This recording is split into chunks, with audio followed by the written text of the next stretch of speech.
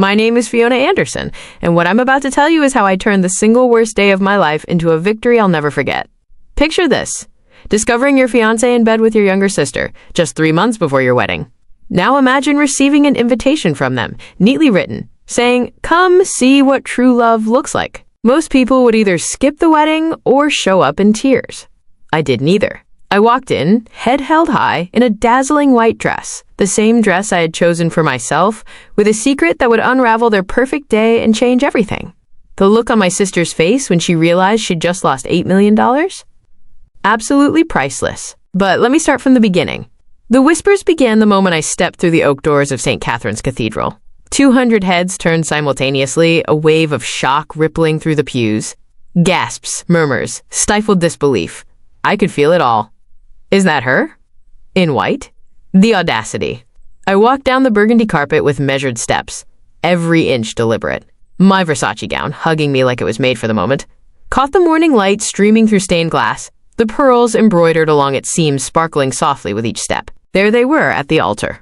Sophia, my baby sister, draped in ivory silk and lace, her blonde hair adorned with white roses. Marcus beside her in a charcoal tuxedo, the very tuxedo he had chosen with me just a year before. His face drained of color when our eyes met. Mrs. Patterson, the wedding coordinator, rushed toward me, her panic evident. "Miss Anderson, we weren't expecting. My invitation says 2 o'clock.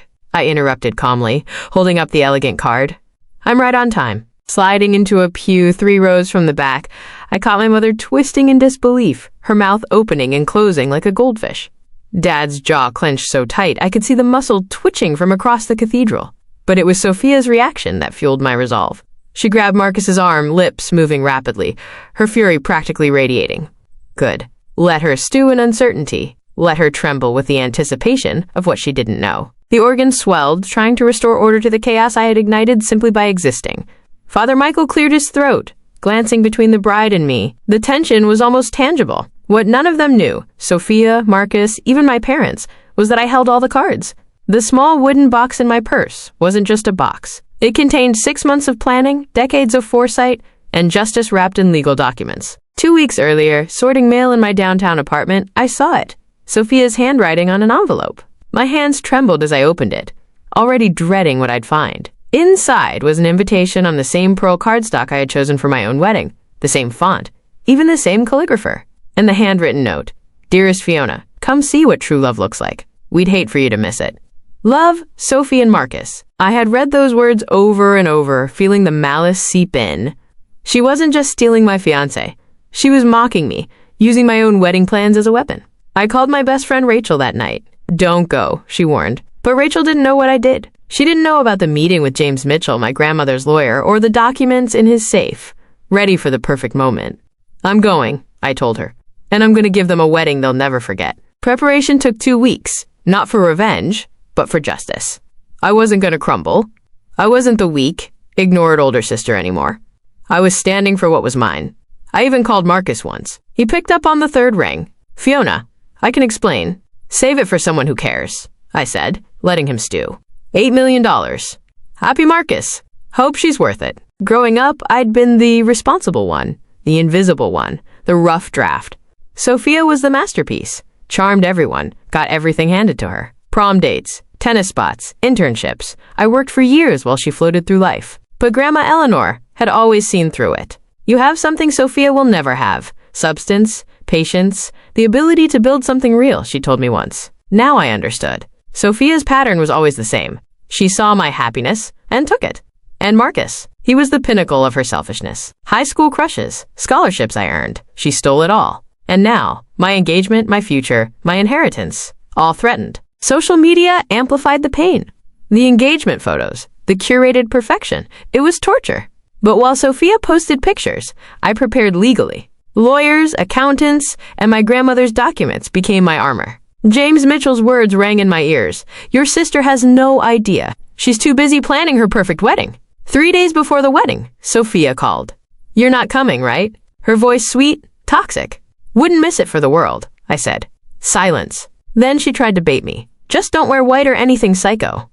I lied smoothly. The next morning, my mother appeared at my door, trying to buy my absence with a checkbook. "Keep your money," I said. "You're going to need it."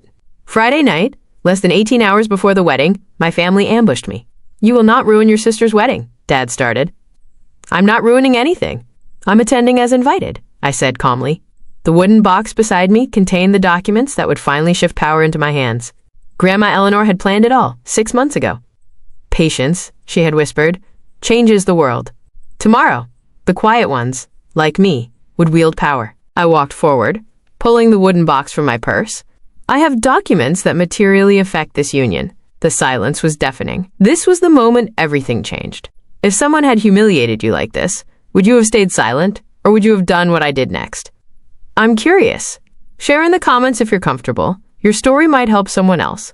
And if you're enjoying this, that subscribe button is right there. My objection is on legal grounds, I said, my voice carrying across the garden with a clarity that surprised even me. 200 faces turned in unison, shock and disbelief written across them. Someone's champagne glass hit the ground with a sharp crack. Father Michael looked stunned. Miss Anderson, this is highly irregular.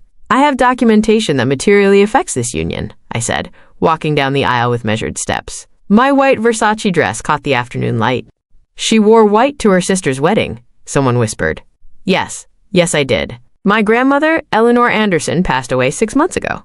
She left a specific will with very particular conditions. Today marks exactly 6 months since her passing.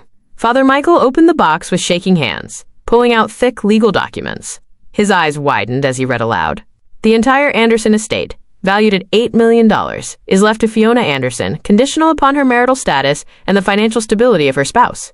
Any marriage under false pretenses, with outstanding debts over $50,000, or marital infidelity with an engaged person results in forfeiture of inheritance.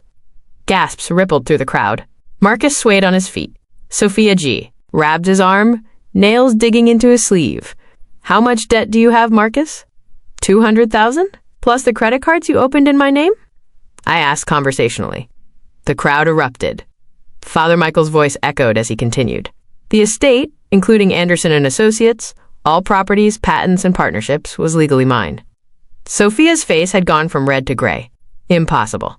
The company is Dad's, she stammered. No, I said calmly. It's built on Grandma's patents, her properties, her partnerships. Dad only managed it. He never owned it. Grandma made sure of that. James Mitchell, attorney for the estate, stepped forward. Mrs. Eleanor Anderson retained 78% ownership through trusts and holding companies and was specific about the conditions for inheritance. This is fraud, Marcus finally croaked. You can't just... Are you aware that opening credit cards in someone else's name is federal crime? James asked. Miss Anderson has chosen not to press charges yet. The crowd buzzed as phones came out. Father Michael continued reading. Any marriage performed under false pretenses could be challenged. Sophia shrieked. We're not married yet. Actually, Mrs. Chen, a board member, said firmly, your public engagement triggered the morality clause. Marrying your sister's fiancé while he was engaged constitutes a demonstrable lack of moral character. Sophia turned to me. You knew the whole time? I found out 2 weeks ago, after your lovely invitation, I said. But I wasn't about to let you destroy what was meant to be mine. Marcus has debts, failed businesses, and maxed credit cards in my name. I would have lost everything. The realization hit Sophia like a sledgehammer. The prenup, Marcus shouted. Sophie, the prenup you signed. The one protecting your assets? I said, laughing. What assets, Marcus? Your debt? The garden erupted into chaos. Marcus grabbed Sophia's hands. Desperate. We can work this out. She yanked away. Work what out? You're broke. You lied. Her mascara ran. You used me, Sophia whispered. She thought she could manipulate me for inheritance. The truth was on his face. Richard Brennan approached. Your husband has been managing a company he doesn't own?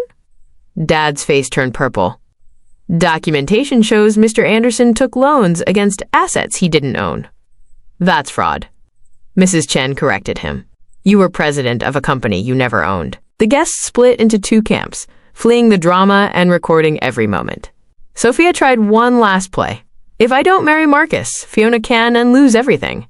I laughed. I wouldn't marry him now if he were the last man on earth. Besides, the morality clause makes him ineligible. He is toxic to any Anderson inheritance. You planned this? Sophia accused. I suspected you'd try. You always want what's mine. Marcus was a surprise, I said. I didn't know about his debts until after I caught you together. Funny how things work out. Richard Brennan handed me a contract. Anderson and Associates had landed a major partnership. Grandma would be proud. I drove away, leaving chaos in my rearview mirror. Sophia sobbing, Marcus questioned by police, my parents arguing with James Mitchell, and 200 guests capturing it all. The reception hall was intact, the cake untouched. My perfect wedding turned into Sophia's disaster. By Sunday, the video went viral. 3 million views. The comments were brutal, but mostly on my side. Grandma had played 4D chess from beyond the grave. By Monday, 3 major clients requested to work with me, impressed by a woman underestimated for years. The board meeting was unanimous. I was officially CEO of Anderson and Associates, fully in control. Dad's access was revoked. The embezzlement investigation was ongoing. Mom called 17 times before I answered. How could you do this to your family? I didn't ruin anything, I said. I revealed the truth. Fiona's family faced consequences. I was free. 6 months later, the company thrived. International contracts signed, and 50 new employees on board. Marcus pleaded guilty to credit fraud, working to repay his debts. Sophia rebuilt herself, working at Starbucks and enrolling in college. My parents downsized and learned the value of earning. I started dating again with boundaries firmly in place. Daniel, a civil engineer, had never heard of my family drama. Your grandmother was brilliant, and so are you, he said. Sophia even sent a letter, acknowledging her cruelty and jealousy, taking accountability. Grandma's portrait hung in my office, watching over the empire she'd built. Being kind doesn't mean being weak, I said. Patience isn't passivity, and sometimes the best revenge is living your truth. The company was mine. The future was mine. For the first time, I was exactly where I belonged. Justice came not with drama, but with documents, preparation, and perfect timing.